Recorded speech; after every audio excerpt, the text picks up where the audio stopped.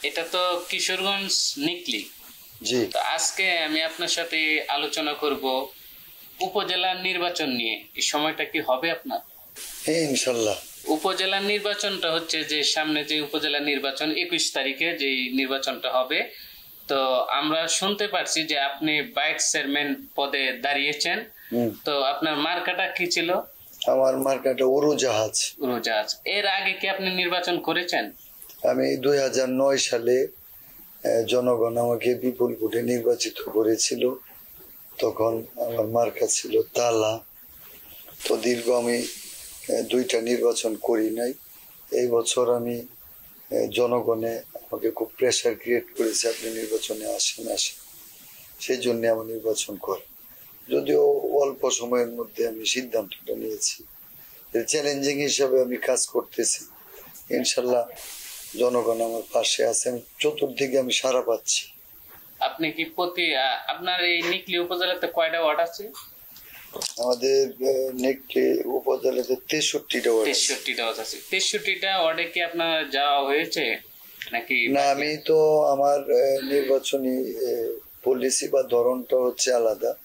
যেহেতু জনগণ আমাকে 2009 সালে নির্বাচিত করেছিল, দীর্ঘ এখানে প্রায় 10 বছর গ্যাপ আছে। সেক্ষেত্রে আমি ডোর টু ডোর ওয়ার্ক করা আমি আরম্ভ করেছি। অলরেডি আমি 3টা বা 3.5টা ইউনিয়ন আমি ডোর টু ডোর ওয়ার্ক করে আমি কমপ্লিট করেছি। বাকি আরো 3.5টা ওয়ার্ডের ইউনিয়ন আমার বাকি আছে ওয়ার্ক করার। ইনশাল্লাহ যে টাইমটুকু আছে এর মধ্যে ইনশাল্লাহ কমপ্লিট করতে পারবো বলে আমার।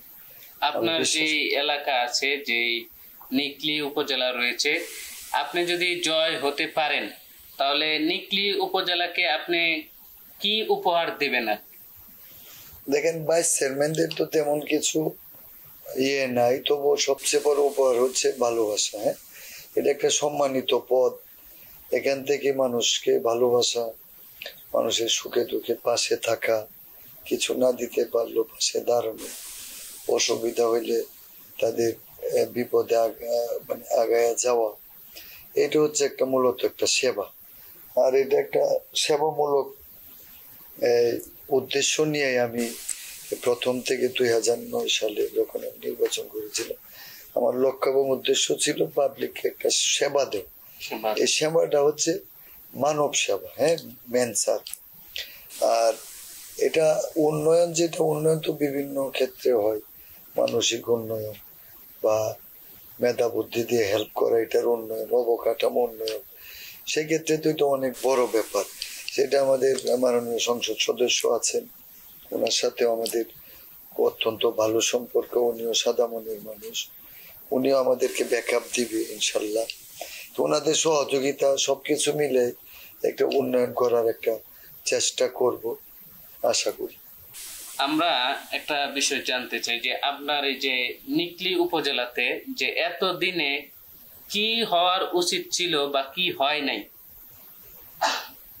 উন্নয়ন বলতে আমার এই অতীতে যেমন আপনি যখন যতগুলো সরকার ছিল এর মধ্যে আমাদের কম বেশি উন্নয়ন হয়েছে, কিন্তু আমাদের যে মাননীয় সংসদ সদস্য জনাব আফজাল হোসেন এমপি 4বার নির্বাচিত, ওনার যে আমলটা, এটার মধ্যে আমূল পরিবর্তন হয়েছে উন্নয়নের মাধ্যমে।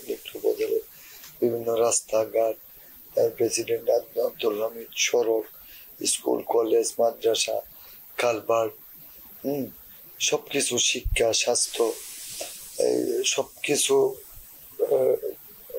বিভাগীয় মোটামুটি ভালো উন্নতি সাধন হয়েছে, এটা জনগণের সবাই জানে। একটা বিষয় আপনার কাছে জানতে চাই যে নির্বাচনের আগে যারা নেতাকর্মী, যারা প্রার্থী রয়েছে, ওরা নির্বাচনের আগে প্রতিটি বাড়িতে যায়, প্রতিটি জায়গায় খোঁজখবর নেওয়ার চেষ্টা করে আর কি।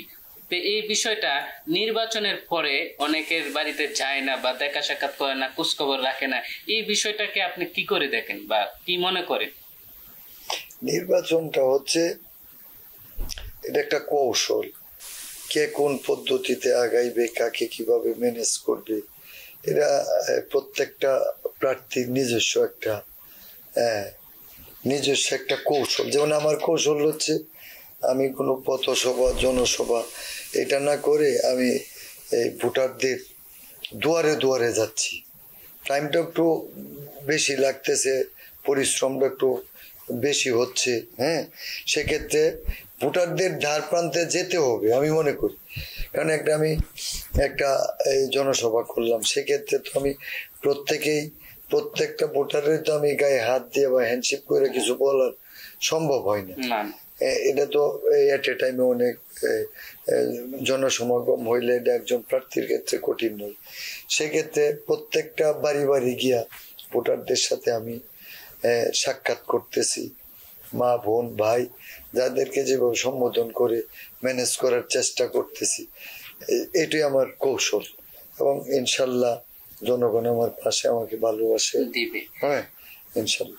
আমাদের যে মাননীয় প্রধানমন্ত্রী আছে, সর্বকালের সর্বশ্রেষ্ঠ বাঙালি জাতির জনক বঙ্গবন্ধু শেখ মুজিবুরের সুযোগ্য কন্যা শেখ হাসিনা, উনি যে 100 বছরের উপলক্ষে যে ঘরগুলা দিয়েছে, এই ঘরগুলা পাওয়াতে আপনি এটাকে কি মনে করেন আপনি একজন নেতা হিসাবে?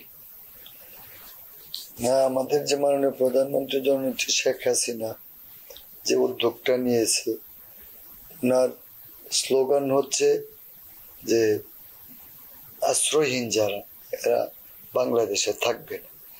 এটার এই মানে কর্মপরিধি যে পরিকল্পনা নিয়েছে, এটার শুরুটা হচ্ছে এই বাস্তুহারা যারা তাদেরকে ঘর নির্মাণ করে। এট এ টাইমে তো সম্ভব না, কিন্তু কাজটা আরম্ভ করেছে পর্যায়ক্রমে। হ্যাঁ, পর্যায়ক্রমে ইনশাল্লাহ সবাই যারা ভূমিহীন বা তারা ঘর পাওয়া যাবে ইনশাল্লাহ, যদি আল্লাহ রহমত করে। এই আর কি। ধন্যবাদ আপনাকে।